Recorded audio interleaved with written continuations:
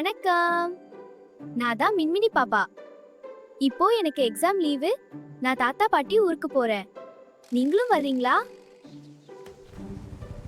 ஒரு சாயங்காலம் மின்மினி பாப்பா கண்மணி கிட்ட பாட்டி ஊரை பத்தி சொல்லிட்டு இருந்தா.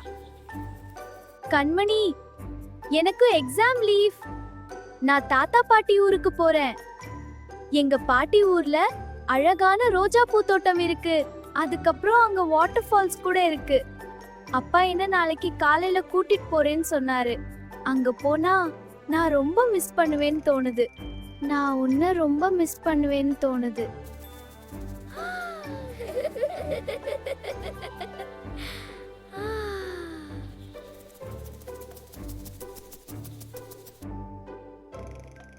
ஹே மின்மினி குட்டி, அப்பா, எனக்கு பாட்டிய பார்க்கணும் ஆசையா இருக்குப்பா.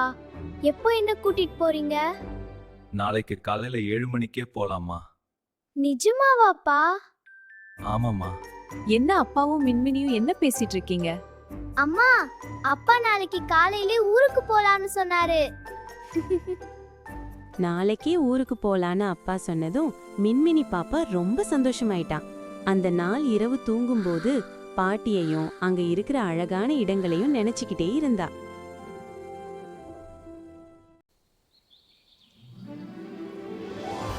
மறுநாள் காலை ரொம்ப அழகா விடிஞ்சது. மின்மினி பாப்பாவோட அம்மா அவளை எழுப்ப வந்தாங்க.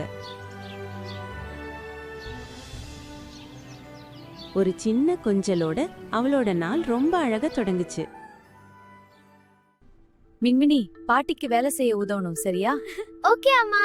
தாத்தா பாட்டிய தொந்தரவு பண்ணக்கூடாது, நல்ல பொண்ணா இருக்கணும். சரி அப்பா. அவங்க கார்ல போயிட்டு இருக்கப்போ மின்மினிக்கு ஊர்ல எப்படி நல்லா நடந்துக்கணும்னு அம்மாவும் அப்பாவும் அறிவுரை சொல்லி பாட்டி வீட்டுக்கு கூட்டிட்டு வந்தாங்க. பாட்டி!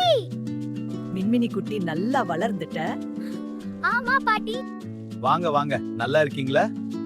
நல்லா இருக்கோம் அப்பா. இங்க எப்படி இருக்கீங்க? நல்லா இருக்கேம்மா. சரி வாங்க உள்ள போலாம்.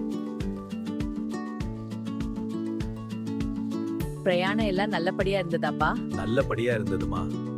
நம்ம தோட்டம் எல்லாம் எப்படி இருக்குமா? நம்ம மணிதான் பாத்துக்கிறான். மின்மினி அம்மா பாட்டி கிட்ட கேட்டாங்க, நம்ம தோட்டத்துல இருந்த மாடு என்னாச்சுமான்னு. அதற்கு பாட்டி, மாடு கண்ணு போட்டிருக்குமான்னு சொன்னாங்க. அதை கேட்ட மின்மினி, ஐயா பாட்டி, எனக்கு கண்ணுக்குட்டிய பார்க்கணும். பாட்டி அமைதியா நாளைக்கு போலாமின்னு சொல்லி அவளை அமைதிப்படுத்தினாங்க. இது எல்லாம் பேசி முடிஞ்சதும் சாயங்காலம் ஆயிருச்சு. மின்மினி அப்பா அம்மா மின்மினிக்கு பாய் சொல்லி வீட்டுக்கு கிளம்பிட்டாங்க. அப்பா அம்மா போற கார் தூரத்துல போய் மறையிற வர வேடிக்கை பார்த்தா மின்மினி. அப்போ திடீர்னு ஏதோ சரசரான சத்தம் கேட்டா. ஷாக் ஆகி திரும்பி பார்த்தா யாரோ அவங்க மரத்துல இருக்கிற கொய்யாவை திருடிட்டு இருந்தாங்க. இந்த கொய்யா திருட யாரா இருக்கும்? உங்களை போல நானும் ரொம்ப ஆர்வமா இருக்கேன். அது யாருன்னு பார்க்கணும்னா அடுத்த எபிசோட்ல பார்க்கலாம். Welcome to Toon Tales, where Tamil moral stories come alive. Subscribe now and join our storytelling journey.